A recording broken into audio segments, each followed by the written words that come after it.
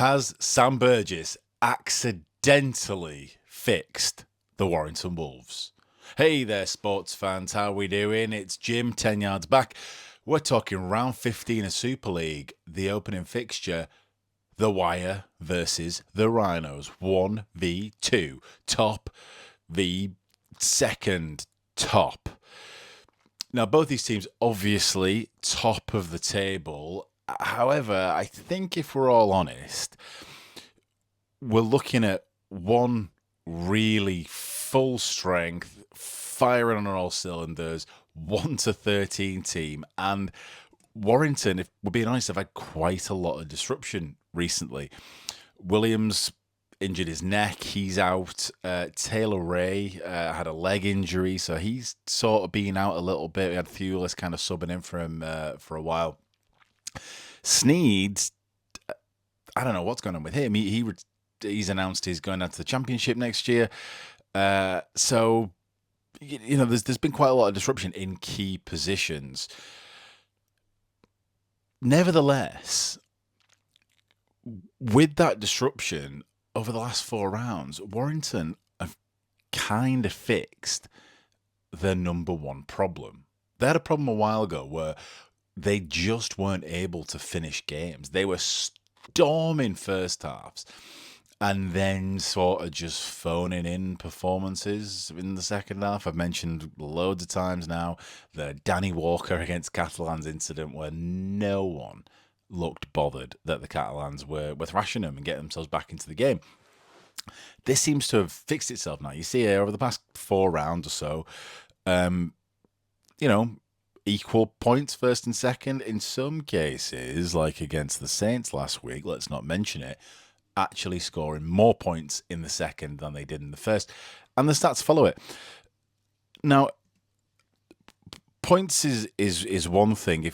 If we take the average stats over the past 4 weeks as well, with this sort of very young, contained sort of Warrington's own squad, they're still doing really well. They're still creating chances. I mean, if you look here, basically making the same amount of meters as Leeds do, which amazed me to find out because Leeds, obviously, meter eaters.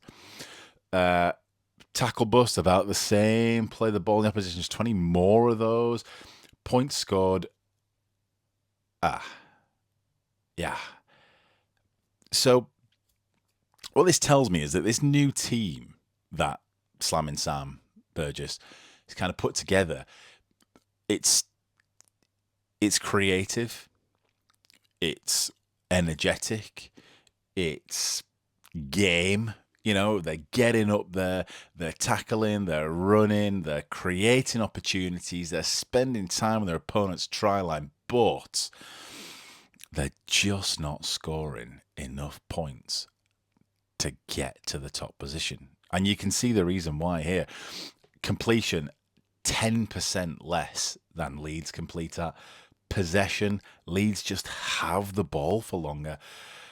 And missed tackles, they missed 10 more tackles than Leeds. So I think if you look at the team, what Sam Burgess has done is he's put together a team that is creative.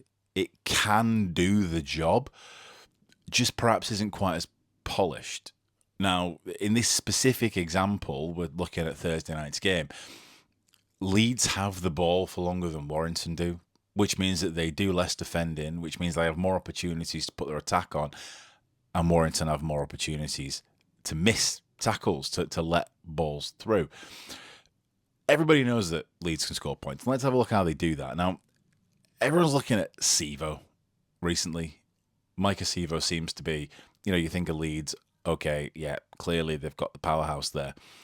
So it would be attractive to say in this preview, right? Yeah, you just got to shut Sivo down and you can't do it. But Leeds' points don't just come through Sivo. If you look at the stats here, yeah, Sivo's got 22 tries. Amazing, great. Everyone's jealous. I'd like one of those tries myself. No assists. So if you look at who's actually creating those tries, Jake Connor's got 0 tries, 19 assists. Miller, 1 try, 10 assists. Ash bloody Handley, Sivo's right-hand man, literally, 2 tries, 9 assists. The rest of the team are up there as well. Great. So what I'm trying to say is, for these Warrington kids, youngsters, you got to be careful, man. You got to be careful of everyone, because everyone is always looking for that completion opportunity, that sort of execution. They're all at it. They're all very well polished. And they can do that because they have the ball 56% of the time. They only missed 25 tackles. So, that's a rotating 6 again.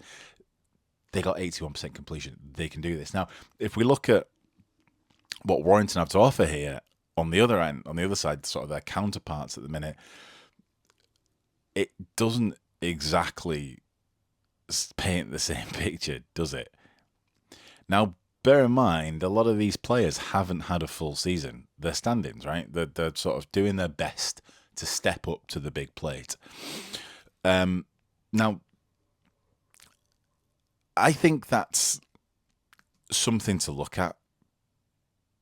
But I think that ultimately what that table shows is that, yeah, Warrington might not have as many assists and points on the table as Leeds do, but they can get there, right? And for me, the fact that Sivo's got 22 tries and no assists, and the rest of the team got loads of assists and a couple of tries to their name, tells me that if Warrington can complete, keep the ball in their hands, actually keep that possession close to 50-50, if Irwin and Hayes can put in a couple of those really intelligent, creative kicks to get down the field and actually execute on something,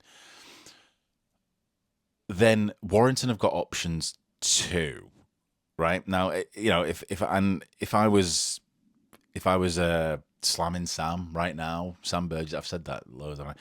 If I was Sam Burgess right now, talking to my Warrington youngsters, my academy, Warrington Academy, making them all proud, I'd say keep hold of the ball, complete your sets, get them on their own try line, and bloody turn Maika Sivo around, because he's a great finisher, but he's not that good of a kick returner.